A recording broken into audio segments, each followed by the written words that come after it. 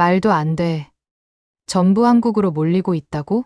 지난 19일, 인천공항에는 축구계의 전설들이 한자리에 모였습니다. 카카, 드록바, 앙리 같은 이름만 들어도 알 수 있는 세계적인 선수들이 한국을 찾은 것입니다. 그뿐만이 아닙니다. 6만 명이 넘는 축구 팬들이 서울 월드컵 경기장에 몰려 이 전설적인 선수들의 경기를 응원했다고 합니다. 하지만 이 현장을 취재하러 온 한 일본 기자는 전혀 다른 반응을 보였습니다. 그는 이 엄청난 광경을 눈앞에서 보자 한동안 말을 잇지 못하다가 이내 화를 폭발시켰다고 합니다. 도대체 왜 이 일본 기자가 이렇게까지 격분한 걸까요? 지금부터 그 사연을 함께 알아보겠습니다. 저는 한 번도 한국에 대해 제가 믿고 있던 것들을 의심하게 될 거라고 생각해 본 적이 없습니다. 안녕하세요. 제 이름은 타쿠야 쇼타라고 합니다. 저는 한국과 관련된 모든 것을 강하게 반대하는 모임에 3년 전부터 가입해서 활동 중입니다. 매일 아침 도쿄에 있는 제 작은 아파트에서 일어나 벽에 걸려 있는 일본 국기를 바라보면 일본을 한국의 영향에서 지켜내고 있다는 생각에 스스로 자부심을 느꼈습니다. 제 아파트는 정말 작지만 그 사고 이후로는 이것만으로도 감지덕지하고 있습니다. 3년 전까지만 해도 저는 건강하게 기자로서 신문사에 다녔고 필리핀의 두테르테 관련 이슈를 취재하러 갔습니다.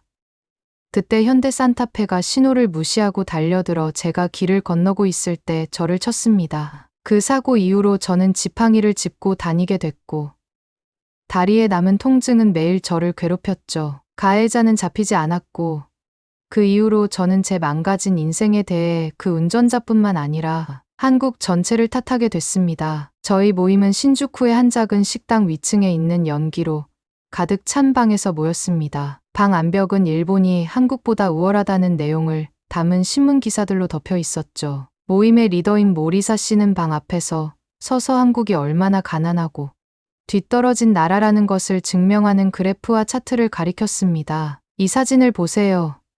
그가 말하며 더러운 거리와 낡은 건물 사진을 보여줬습니다. 이게 바로 지금의 한국이다. 당시엔 그 사진들이 다른 곳에서 찍힌 사진이라는 걸 전혀 몰랐습니다. 그때 저는 그 말들을 의심 없이 다 믿었거든요. 저는 하루에도 몇 시간씩 소셜 미디어에 한국이 일본 문화를 베꼈다는 글, 한국 제품은 품질이 떨어진다는 글, 한국의 엔터테인먼트는 일본의 싸구려 모방이라는 글들을 공유했습니다. 심지어 제 여동생이 한국 아이돌 음악을 듣기 시작했을 때는 한 달 동안 동생과 대화를 끊었습니다. 어떻게 자기 나라를 배신할 수가 있어? 그날 가족 저녁 식사 자리에서 동생에게 소리쳤던 기억이 나요. 엄마는 그날 밤 우셨고 아빠는 실망한 표정으로 고개만 저으셨습니다. 제일 안 좋았던 건 한국 사람들을 어떻게 대했는지였습니다. 제가 일하는 편의점에 한국인 학생들이 오면 저는 그들이 아무리 일본어를 유창하게 해도 일부러 못 알아듣는 척했습니다. 만약 한국인 손님이 도움을 요청하면 일부러 마지막에 도와줬죠. 저는 그게 애국하는 행동이라고 생각했지만 사실은 그냥 잔인하게 굴고 있었던 거예요. 제 장애는 저를 더 비뚤어지게 만들었습니다. 계단을 오를 때 힘들거나 다리가 너무 아파서 쉬어야 할 때마다 그 사고가 생각났습니다. 그 사고는 제 일자리도, 그 이후에 저희 분노를 감당하지 못한 여자친구도, 주말마다 즐기던 아마추어, 축구 선수의 꿈까지 모두 앗아갔습니다. 제 인생의 모든 잘못된 일이 한국 때문이라고 탓하는 게 제 문제를 마주하는 것보다 훨씬 쉬웠던 거죠. 저희 단체는 매주 한국 가게들 앞에서 작은 시위를 열었습니다. 저희는 일본 국기를 흔들며 한국이 일본의 발목을 잡고 있다고 소리쳤습니다. 어떤 사람들은 저희를 무시했고 또 어떤 사람들은 저희와 말싸움을 했지만 대부분의 사람들은 그저 슬픈 표정이거나 겁에 질려 보였습니다. 당시에는 그들의 그런 반응이 우리가 옳다는 증거라고 생각했습니다. 하지만 이제는 그들이 그저 자기 동네에서 이런 증오를 보고 실망한 거였다는 걸 알게 됐습니다. 저는 왜 모리사 씨가 모임 중에 스마트폰을 사용하지 못하게 했는지, 왜 우리가 한국이 얼마나 나쁜지 직접 보러 가자는 멤버들의 제안에 그렇게 화를 냈는지 한 번도 의문을 품지 않았습니다. 그는 우리가 한국에 돈을 쓸 필요가 없다고 했지만 사실 그는 우리가 진실을 마주할까 봐 두려워했던 거예요. 저는 제 자신을 편견이라는 울타리 안에 가두고 저와 같은 생각을 가진 사람들 속에 둘러싸여 우리가 틀릴 수도 있다는 생각을 전혀 해보지 않았습니다. 하지만 어제 제 인생을 바꾼 일이 일어났습니다. 바로 축구 레전드들이 한국을 방문한다는 소식을 들은 날이었죠. 이 소식이 제가 쌓아 올린 편견의 벽에 첫 번째 균열을 낼 줄은 그때는 상상도 못했습니다. 저는 한 번도 한국에 갈 거라고 생각해 본 적이 없었습니다. 그냥 그 생각만으로도 속이 울렁거렸거든요. 하지만 인생은 참 묘한 방식으로 우리가 피하려는 것들로 밀어붙이곤 하잖아요. 그건 평범한 금요일 아침 회사에서 시작됐습니다. 책상에 앉아 핸드폰으로 스포츠 뉴스를 스크롤하다가 깜짝 놀라서 핸드폰을 떨어뜨릴 뻔했습니다. 화면에 뜬 헤드라인이 눈에 확 들어왔거든요. 축구 레전드, 서울 방문. 이게 말이 돼? 저도 모르게 중얼거리며 자세히 읽으려고 몸을 앞으로 기울였습니다. 거기 나온 이름들이 하나씩 눈에 들어왔습니다. 프랑스의 스트라이커로 아스널에서 EPL을 지배했던 티에리 앙리, 첼시를 영광으로 이끈 코트디부아르의 강력한 공격수 디디에 드로그바, 맨체스터 유나이티드의 철벽 수비수 리오 퍼디난드, AC 밀란에서 모든 걸 이룬 브라질 천재 카카, 그리고 브라질을 월드컵 우승으로 이끈 바르셀로나의 전설 리발도. 이 사람들은 그냥 축구 선수들이 아니에요. 그야말로 살아있는 전설들이었죠. 각자 자기 방식으로 축구를 바꿔놓은 사람들이에요. 저는 어릴 때부터 TV로 그들의 경기를 보면서 자랐고 그들의 트레이딩 카드를 모았으며 그들처럼 뛰는 꿈을 꾸곤 했습니다. 그런데 왜 그들이 한국에 가는 걸까요? 왜 일본이 아니죠? 쇼타 씨, 사장님 목소리가 제 생각을 끊어놨습니다. 그분은 제 책상 옆에 서서 파일 하나를 들고 계셨죠. 서울에서 열리는 그 이벤트 취재하러 갈 사람이 필요해요. 다른 매체들도 다 간다는데 우리가 놓치면 안 되잖아요. 거절하고 싶었습니다. 저는 몇 년 동안 일본이 한국보다 모든 면에서 앞서 있다는 기사만 써왔거든요. 하지만 사장님이 정말로 묻고 있는 건 아니었죠. 사실상 명령이었습니다. 게다가 저도 약간 궁금하긴 했습니다. 축구 스타들이 한국에 실망하는 걸 기사로 쓸 수도 있겠다는 생각이 들었거든요. 그날 저녁, 저는 작은 아파트에 앉아 이 선수들의 옛날 영상을 보고 있었습니다. 골을 넣을 때 앙리의 부드러운 움직임, 드로그바의 강력한 헤딩, 퍼디난드의 완벽한 태클, 카카가 중원을 가로지르는 우아한 달리기, 이발도의 바이시클 킥, 그들의 실력은 정말 대단했습니다. 그런데 뭔가 찜찜한 기분이 들었습니다. 노트북을 열고 검색을 시작했습니다. 이런 대형 스타들이 일본에 마지막으로 방문한 게 언제였는지 찾아봤죠. 최근에는 아무것도 없더라고요. 물론 미토마나 쿠보 같은 좋은 선수들이 있지만 이 전설들과는 비교할 수 없잖아요. 다음 날 짐을 싸면서 혼란스러웠습니다. 일본이 모든 면에서 한국보다 낫다고 항상 믿어왔는데 그게 제가 써온 내용이기도 했고요. 그런데 왜 이 축구의 신들이 거기 말고 한국을 택한 걸까요? 복도 끝에 사는 이웃이 제 캐리어를 보더니 어디 좋은 데 가세요? 쇼타 씨. 하고 물었습니다. 서울이요. 제가 말했죠. 그 단어가 입에서 어색하게 나왔습니다. 아, 좋겠네요. 그녀는 활기차게 말했습니다. 저도 지난달에 다녀왔는데 음식도 끝내주고 모든 게 너무 편리하더라고요. 저는 예의상 고개를 끄덕였지만 속으로는 그녀가 틀렸다고 생각했습니다. 아마 관광지만 돌아다녔겠죠. 저는 진짜 한국을 보게 될 거예요. 제가 그동안 기사로 썼던 뒤떨어지고 엉망진창인 한국이요. 그날 밤 침대에 누워 서울행 비행기 티켓을 바라보면서 작은 의심이 들기 시작했습니다. 혹시 제가 틀렸다면요?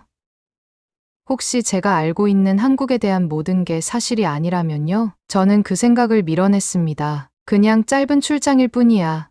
스스로에게 말했습니다. 거기 가서 기사 쓰고 돌아오면 돼. 간단해. 하지만 마음속 깊은 곳에서는 이 여행이 결코 간단하지 않을 거라는 느낌이 들었습니다. 서울에는 축구 전설들이 기다리고 있었고, 좋아하든 말든, 저는 그들과 한국의 세계로 들어가게 됐습니다. 인천공항에 내리면서 오랜 시간 앉아 있어서 다리가 뻣뻣했습니다. 내린 순간 제가 얼마나 틀렸는지를 깨달았죠. 제가 예상했던 혼란은 어디 있었을까요? 제가 확신했던 그 어지러운 풍경은 어디 있었냐고요. 대신 마치 공상과학 영화 속에 들어온 듯한 느낌이었습니다. 공항은 엄청나게 컸고 천장은 유리로 되어 있어서 자연광이 쏟아져 들어왔습니다. 모든 것이 반짝였습니다. 바닥은 너무 깨끗해서 거의 제 얼굴이 비칠 정도였고, 디지털 화면들이 모든 항공 정보를 완벽하게 정리해서 보여줬습니다. 여러 언어로 된 표지판 덕분에 길을 잃을 일도 없었고요. 여기가 맞나? 하고 혼잣말을 하면서 혹시 다른 나라에 착륙한 건 아닌지 확인하려고 휴대폰을 꺼내봤습니다. 사람들은 목적이 있는 듯 침착하게 공항을 지나가고 있었고, 줄도 질서정연하게 서 있었습니다. 밀치거나 소란을 피우는 사람은 없었고, 그냥 차분하고 효율적이었습니다. 제 여권을 확인하던 이민국 직원은 완벽한 영어로 이야기했고, 여권을 돌려주면서 가볍게 고개까지 숙였습니다. 이건 제가 우리 조직에서 보고서로 읽었던 그 저개발 국가가 아니었습니다. 하지만 가장 큰 충격은 화장실에 가고 싶을 때였습니다. 일본에서는 깨끗한 공중 화장실을 찾으려면 돈을 내거나 꽤 찾아다녀야 하거든요. 그런데 여기서는요, 화장실 표지판이 여기저기 보였고, 들어가 보니 눈을 의심했습니다. 너무 깨끗했거든요. 비누 디스펜서도 제대로 작동하고, 핸드 드라이어는 최신식이었습니다. 더 놀라운 건 이 모든 게 공짜라는 거였죠. 제 표정이 너무 놀라워 보였는지 동료인 타나카가 웃으면서 말했습니다. 생각했던 거랑 다르지?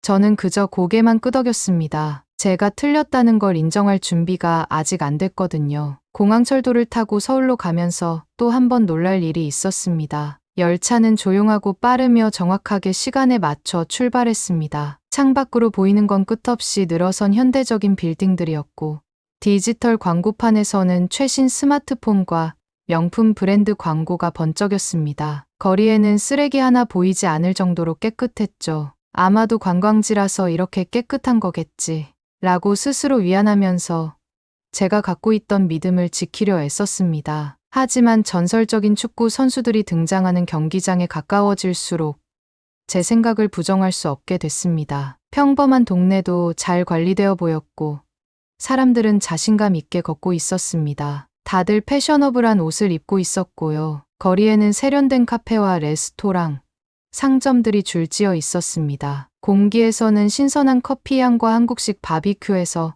나는 고기 굽는 냄새가 풍겨왔습니다. 경기장 입구에 도착했을 때 저는 분명히 혼란스러운 장면을 기대했습니다. 이렇게 유명한 선수들이 온다면 사람들이 밀치고 난리가 날 거라고 생각했죠. 하지만 또 틀렸습니다. 팬들은 완벽하게 줄을 서서 설레는 대화를 나누면서도 질서를 유지하고 있었습니다. 밝은 조끼를 입은 젊은 자원봉사자들이 사람들을 예의 바르게 안내하고 고개를 숙이며 미소를 지었습니다. 경기장 안은 최첨단 시설로 가득했습니다. 거대한 스크린과 어디서나 잘 보이는 좌석 배치까지 완벽했죠. 주변의 한국 팬들은 한국어, 영어, 스페인어, 일본어 등 다양한 언어로 대화하고 있었고, 유럽 축구에 대해 놀랄 만큼 깊이 있게 이야기하고 있었습니다. 특정 경기나 선수들에 대한 분석이 아주 날카로웠죠. 이 모든 걸 지켜보면서 손에 땀이 나기 시작했습니다. 제가 믿어왔던 것들,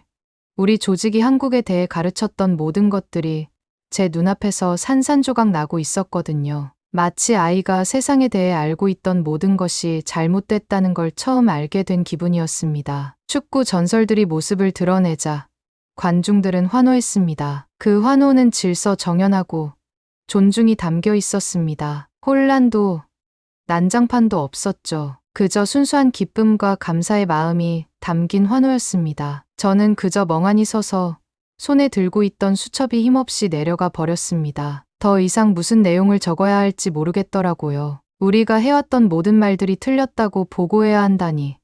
도대체 뭐라고 써야 할까요? 가장 충격적인 건 한국이 제 예상과 다르다는 사실이 아니었습니다. 더 큰 충격은 여러 면에서 한국이 우리보다 앞서 있다는 걸 깨달았다는 거였죠. 기술, 청결함, 조직력 이 모든 것이 제가 익숙한 일본의 수준과 같거나 그 이상이었습니다. 이 생각이 들자 갑자기 속이 울렁거렸습니다. 앙리, 드록바, 그리고 다른 선수들이 한국 팬들과 따뜻하게 교류하는 모습을 지켜봤습니다. 셀카를 찍고 사인을 해주며 정말 즐겁게 시간을 보내고 있었습니다. 그들은 단순히 일을 하는 게 아니라 이 나라를 진심으로 존중하며 즐기고 있는 것처럼 보였습니다. 시간이 지날수록 저는 점점 불편해졌습니다. 무언가 잘못된 것이 있어서가 아니었습니다. 오히려 모든 것이 완벽했기 때문에 제가 지금까지 한국에 대해 완전히 틀린 생각을 하고 있었다는 게 불편했습니다. 그때 13살이나 14살쯤 되어 보이는 한 일본인 소년이 저에게 다가왔습니다. 그는 파란색 일본 국가대표팀 유니폼을 입고 있었고 얼굴엔 꽤 진지한 표정이 떠올라 있었습니다. 처음엔 그가 제가 들고 있던 기자증을 보고 중요한 사람인 줄 착각하고 사인을 받으러 온 줄 알았습니다. 저기요. 그가 일본어로 말하면서 제 눈을 똑바로 바라봤습니다. 질문 좀 해도 될까요? 저는 그의 정중한 태도에 놀라서 고개를 끄덕였습니다. 왜 계속 축구 스타들에게 일본 선수들에 대해서만 물어보세요? 그의 질문에 순간 당황했습니다. 지난 1시간 동안 당신을 지켜봤습니다. 전설적인 선수들에게 얘기할 때마다 미토마나 쿠보 얘기만 물어보더라고요. 왜 그들의 경력에 대해선 묻지 않아요? 얼굴이 뜨거워졌습니다. 누군가 제 인터뷰를 유심히 보고 있었다는 걸 전혀 몰랐거든요. 제가 변명도 하기 전에 소녀는 제 속을 뒤틀리게 만드는 질문들을 이어갔습니다. 프리미어리그 상위 6개 팀에서 일본인 주장이 나온 적 있나요? 그가 물었습니다. 입을 열어 대답하려 했지만 아무 말도 나오지 않았습니다. 손흥민이 토트넘의 주장이긴 했지만 일본은 그런 영광을 누린 적이 없었습니다. 일본 선수가 프리미어리그 득점왕을 차지한 적 있나요? 다시 저는 침묵했습니다. 손흥민은 모하메드 살라와 함께 그 타이틀을 차지했었죠. 푸스카스상을 받은 일본 선수가 있나요?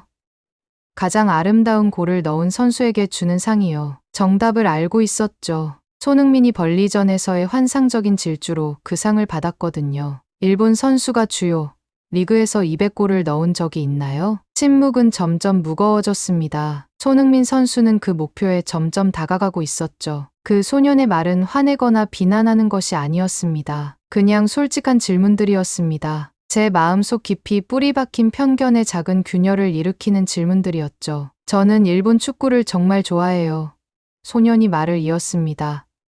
이제 목소리가 조금 부드러워졌습니다. 근데 매주 프리미어리그 경기도 봐요. 거기 있는 한국 선수들은 그냥 참여하는 게 아니라 팀을 이끌고 있습니다. 역사를 쓰고 있다고요. 우리가 그들을 질투하거나 화를 낼 게 아니라 배워야 하는 거 아닌가요? 그가 휴대폰을 꺼내 손흥민의 골 장면, 파리 생제르맹에서 이강인의 어시스트 장면, 그리고 바이에른 뮌헨에서 김민재의 완벽한 수비 장면들을 보여줬습니다. 그 하나하나가 작은 교훈처럼 다가왔습니다. 한국 축구가 얼마나 멀리 나아갔는지 생생히 보여주는 영상들이었죠. 다른 일본 팬들도 우리 주위로 모여들었습니다. 그 소년의 말에 고개를 끄덕이는 사람들이 많았습니다. 한 소년은 손흥민의 인터뷰를 번역 없이 직접 이해하고 싶어서 한국어를 배우기 시작했다고 말했습니다. 또 다른 소년은 김민재의 수비 기술을 따라하며 축구 연습을 한다고 했습니다. 그 순간 저는 뭔가 마음속에서 변화하는 걸 느꼈습니다. 이 아이들은 한국을 적대국이나 열등한 나라로 보지 않았습니다. 그들은 한국을 영감을 주는 나라로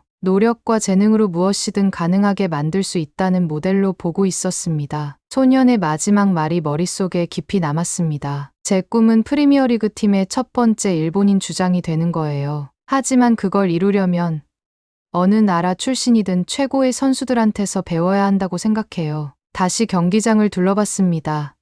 이번에는 다른 눈으로요. 한국 팬들이 단순히 아무 생각 없이 환호하는 게 아니었습니다. 그들은 진짜 성취를 축하하고 있었습니다. 다른 나라를 깎아내리는 게 아니라 진정한 성과에 대한 자부심을 느끼고 있었습니다. 그 순간 제 모든 것이 변했습니다. 이제 축구만의 문제가 아니었습니다. 그동안 제 눈앞에 있었던 진실을 이제야 볼 수 있었던 거예요. 저는 오래된 편견에 매달리느라 세상이 변화하는 걸 보지 못하고 있었던 거죠. 일본으로 돌아오는 비행 시간은 평소보다 훨씬 길게 느껴졌습니다. 머릿속에서 한국에서 봤던 장면들이 계속 맴돌았거든요. 깨끗한 거리, 행복해 보이던 축구 팬들, 현대적인 건물들. 하지만 무엇보다도 내가 얼마나 잘못 생각하고 있었는지에 대한 생각을 떨칠 수 없었습니다. 수년 동안 저는 한국에 대한 거짓말을 믿고 있었고, 이제 그 진실을 알게 된 후 무엇을 해야 할지 고민이 됐습니다. 도쿄의 작은 아파트에 앉아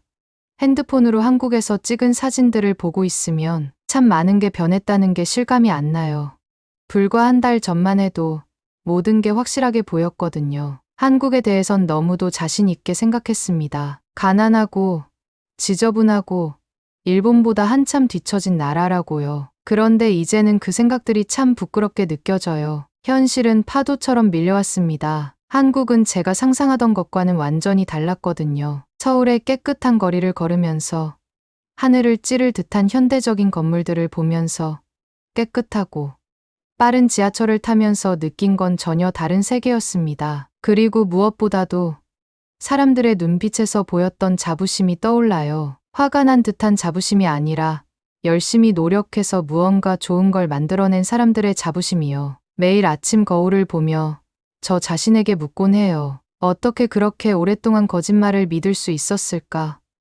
제 옛 친구들은 아직도 저에게 화난 메시지를 보내요. 어제도 한 친구가 너는 일본을 배신했어 라고 했습니다. 하지만 이제는 알아요. 진정한 애국심은 다른 나라를 미워하는 게 아니에요. 거짓말을 퍼뜨려서 자신을 위로하는 것도 아니죠. 가끔은 저도 모르게 예전 습관이 다시 나오려고 할 때가 있습니다. 한국어 간판을 보거나 가게에서 펍 음악이 나올 때면 속에서 작은 분노가 올라오는 걸 느껴요. 그런데 그럴 때마다 제가 직접 두 눈으로 본 걸 기억해요. 서울에서 길을 잃었을 때 저를 도와줬던 한국 가족을 떠올리죠. 그 사람들은 제가 그들의 나라를 미워하는 단체에 속해 있었다는 걸 전혀 몰랐습니다. 그저 길을 잃은 한 사람을 도와준 것뿐이었죠. 제일 힘든 건 옛 친구들을 잃는 거였습니다. 지난주에는 한국에서 찍은 영상을 친구들에게 보여주려고 했습니다. 깨끗한 거리, 현대적인 건물, 행복해 보이는 사람들.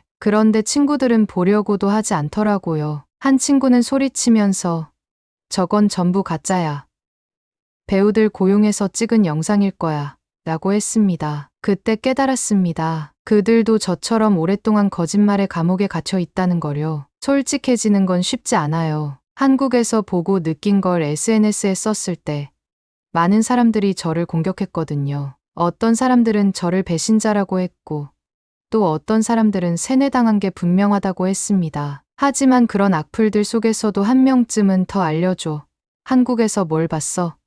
라고 묻는 사람이 있습니다. 요즘은 진정한 발전이 뭘까에 대해 많이 생각해요. 일본은 여전히 제 고향이고 제가 깊이 사랑하는 나라예요. 하지만 이제는 우리가 이웃나라에서 배울 게 있다는 걸 알아요. 한국에서 좋은 걸 보면 그게 일본을 덜 특별하게 만드는 게 아니에요. 오히려 우리가 더 열심히 해야겠다는 자극이 돼요. 기초적인 한국어 표현을 배우기 시작했습니다. 한국 사람이 되고 싶어서가 아니라 서로를 이해하는 게 우리를 더 강하게 만들어 준다고 생각하거든요. 한국에 대해 새로운 걸 배울 때마다 왜 이걸 더 일찍 알지 못했을까 하는 생각이 들습니다. 세상은 제가 허락했던 것보다 훨씬 더 크고 훨씬 더 흥미로운 곳이었습니다. 교통사고로 인한 제 장애는 예전엔 미움의 이유였습니다. 그런데 이제는 한 나라 전체를 탓하는 게 얼마나 터무니없는 일인지 깨닫게 됐습니다. 그 사고는 어디서든 어떤 차에서든 일어날 수 있었거든요. 그 분노를 붙들고 있었던 건